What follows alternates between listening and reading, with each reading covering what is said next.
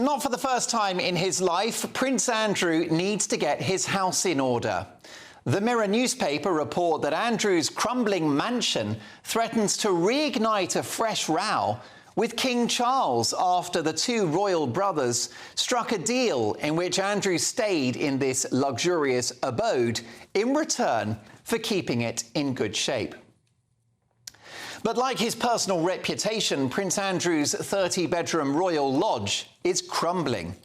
The property, part of the Windsor estate and worth £30 million, if you don't mind, is reportedly beset with problems, including rising damp, cracks in the brickwork and unsightly peeling paintwork. This is hardly befitting the most revered family in the country, if not the world. The Mirror report that Andrew has been struggling to meet the £400,000 a year upkeep of Royal Lodge. And whilst the building falls into rack and ruin, the Queen's former favourite son, who is no favourite with Charles these days, refuses to budge. Andrew, who is seventh in line to the throne, may God help us, is the world's poshest squatter. And this stalemate over his accommodation is a headache for the King and an embarrassment for the country. But old Randy Andy himself, Prince Andrew, seems impervious to embarrassment, as demonstrated by that toe-curling Newsnight interview.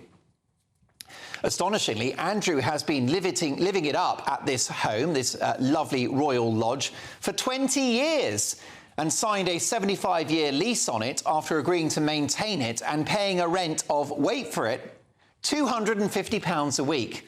That wouldn't even get you a broom cupboard in London. Now, for his sins, Prince Andrew has to live somewhere.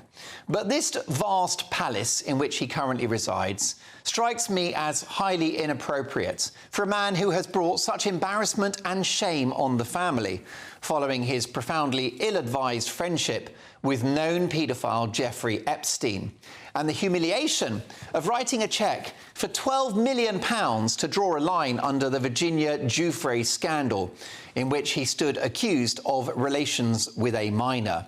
Allegations, I should argue and add, that he denies. What can't be denied is that Prince Andrew is a stubborn stain on the royal family that no amount of aerial automatic will remove. Stripped of his royal duties and his HRH title, his accommodation should reflect his scaled-back role, which is why Charles's rumoured idea of evicting Andrew from this plush Windsor estate and moving him to Frogmore Cottage strikes me as the right move. Of course, if he gets sent to Frogmore, he'll be hopping mad, seeing this smaller pad as a demotion too far. Tough luck, mates. Frogmore Cottage was previously the home of Harry and Meghan, so there should be plenty of space for Prince Andrew, even though he might want to get the venue fumigated and given a deep clean after the toxic Sussex's stint there. There is another alternative, though. Andrew can stay in the Royal Lodge, and rather than use his free time riding horses and driving around the estate in his Range Rover, perhaps he could put a shift in and do a bit of DIY.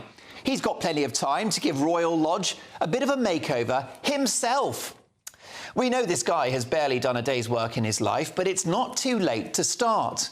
The man previously known as Randy Andy could become Handy Andy. In the end, the palatial Royal Lodge can be renovated, but Prince Andrew himself is beyond repair.